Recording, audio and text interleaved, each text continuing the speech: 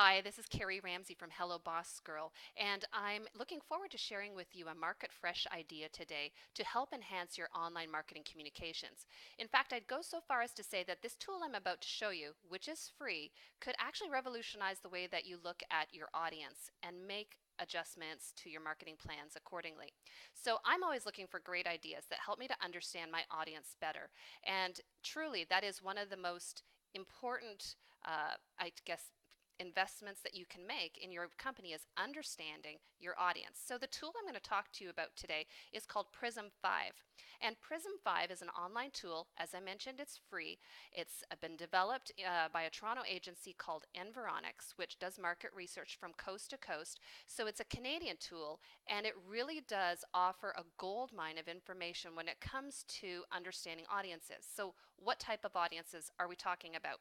The audiences that we're talking about are actually segmented by postal code.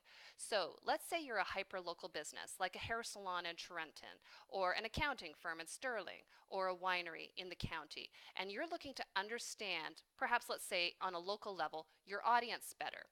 Well, this tool actually does that in an amazing way. So all you need to know is the postal code, and you look it up, and it will actually segment the individuals who live in that area into one of 68 different segments. And I'll show you some examples of that today.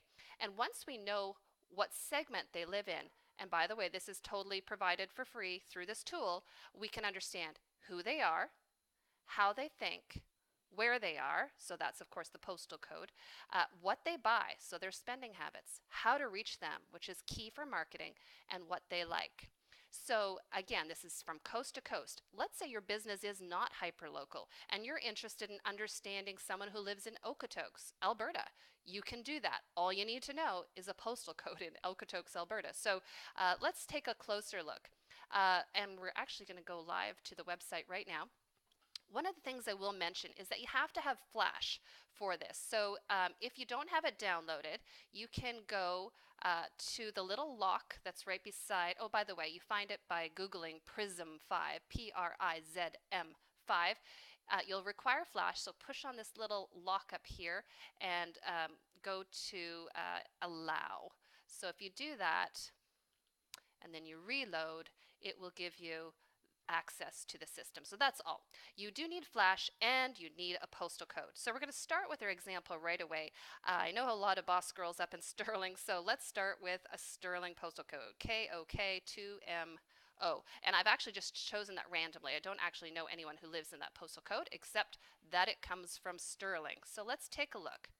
So in this particular postal code in the Sterling area, they have segmented that population into segment number 54. And they've called that segment Serenity Springs. So these are individuals who are mature, lower middle income town singles and couples. If we look down here, average household income is about $82,000. They own and rent. It's a mixed education, so college and university. Mostly blue collar workers, service sector, low cultural diversity. So that's great. It gives us sort of a little snapshot, but really, not too much to go on. So let's dig deeper. Let's hit on who they are. So when we take a look here, it explains to us that Serenity Springs is mostly a retirement lifestyle, a collection of small towns and sleepy city neighborhoods. So it goes into more depth. Remember, this isn't the segment just for Sterling, Ontario, but for all towns across the country that would fall into this, I guess, market sector. All right, so by entering the postal code, you are tapping into the segment and understanding who they are. So let's advance to how they think here. And so this is really interesting. It's about sort of social values. It talks about things like they're attracted to nature, tradition steeped Canadians, So some really interesting things I think about understanding your audience. When we talk about getting inside the brain of your audience, this is literally what we're talking about. Where they live. So again, they would show you on maps, not just of your area, but across the country where that segment lives. Here's the cool part. I love this one, how they live. So this talks about attitudes. For instance, a popular quote might have been, I consider myself to be a member of religious faith. Often worked as a volunteer for a committee. So volunteers, again, this is a retired group, as what we just heard. They like to shop at Eddie Bauer, Mark's Work Warehouse, pet supply stores, home hardware. Leisure time, they like to go out for dinner in community theater, national parks, ATV snowmobiling. They probably do a lot of snow blowing too after the winter we had. Uh, Interestingly enough, again, if you're an accounting firm or you're doing anything in wealth management, it talks about financial, like what types of values they put on different financials, as well as digital media, where they get their information. So this is interesting if I'm looking to build a media campaign and understand my segmented audience better. Let's take a look though. I know we just took a look at a Sterling example. Let's put in one from Trenton now, just to give ourselves a little bit diversity. By the way, when you do this, I strongly suggest that you start by putting in your own postal code if you haven't done it already since I've started, because that can actually, I think, sell you on this idea. I've had people do this exercise and they take a look and they're like, oh my goodness, this is me. It's talking about me or my neighbors. All right, so I typed in a random postal code from Trenton. Again, Trenton is a bit larger, so there's different types of populations that live in different neighborhoods of Trenton. But the one that I typed in said that these people belong to segment 26, second city retirees. They're older and mature middle income homeowners. Take a look down here. Yes, they do own their home. It's a mix of college and high school education, service sector, white collar workers, low cultural diversity, and religion is a high value. So again, you saw how I demonstrated how I went through these different ones before. Let's take a look at how they live. This is one of my favorite ones just to see. I like to see where they shop. So they shop at Home Hardware. Oh, let's just pull that up a bit. Home Hardware and Marshalls, department stores, discount grocery stores. They like to eat at Kelsey's. That's true of Trenton. Country style donuts. Well, they like to garden. They have sometimes a vacation cottage, food and wine shows. Again, community theater shows up there. And we can see for the different categories, what they like to do. And so, hey, this group likes to download and print coupons. Well, that might be useful to you if you are segmenting that neighborhood, that postal code, because maybe you need to be offering that type of a service or a advertising feature. So it's kind of interesting to see how that works. Again, it's not just for our local Bay of Quinte area. I'm actually going to type in a Toronto address now so we can see a little bit of a different segment perhaps. Let's take a look. M4W. Oh, I think that's right. Let's see. Oh, good. All right, so this is more of a downtown Toronto neighborhood. So we see that the segment category is arts and affluence. It's wealthy, established urban families and couples. Again, all I did was type in the postal code and has given me this information. Their average income is, household income is 189,000. University educated, white collar workers, so professionals.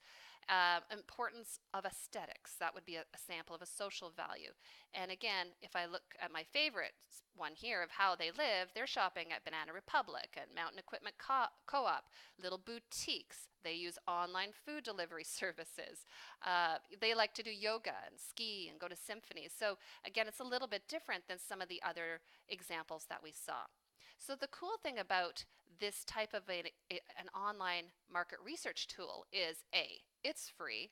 B, all you need is Flash to use it on your computer, and that's free, as well as the postal code, which you can acquire from either, your own customer database if you want. And it's not a privacy violation. It's speaking of a whole neighborhood of people, of course, not just one person. So you can use what exists in your own customer database, or you can say, hey, I'm looking to expand to Frankfurt or the county. Let me grab some postal codes so I can maybe understand better the mindset of that group. This is also a crucial tool, I believe, if you are moving into the Bay of Quinte, let's say from Toronto or Ottawa or Montreal, and you are not quite understanding the mindset of the people in your neighborhood or the neighborhoods you're looking to target. This is something I do hear a lot from Boss Girls, and this tool allows you really to get inside the minds of some of the people who would be in your audience and your potential market. And by the way, to do this type of research on your own, would take years. It would take a lot of money, and it is right here at your fingertips for free. So I strongly suggest you take a look at it. Now, here's a disclaimer. Don't build every marketing campaign just using PRIZM 5. They actually state that disclaimer as well. Like, they don't want to get into trouble claiming that they know it all. But I will say they've done some pretty amazing research to get you started. Then I, of course, would do your own research, whether maybe it's a survey or a focus group. Use your own resources. But this is either a great place to start or to add benefit to what you're already doing in the market research department when it comes to reaching out to people, again, through your online communications, or maybe getting a little bit creative with the content on your social media. Maybe you're not getting a lot of likes or shares. Well, get inside the head of the people that are looking at your social media and try to understand where they're coming from. So that's some suggestions for you today. I think it's a great tool. I use it myself, and if you go through it, I mean, you can fall down the rabbit hole and just spend days on this. You don't want to do that. Take a look at some of your key neighborhoods that you're trying to target and pull out maybe 3 actionable items. 3 things that you could change about how you're reaching out to your customers and potential clients, and maybe think about how you could change it up a little bit just in 3 ways. Start with that. Don't get overwhelmed, and take it from there and see where it goes. So I hope that this Market Fresh idea has helped you today. I hope it does help to keep your business fresh. Thanks so much and have a great week, Boss Girls.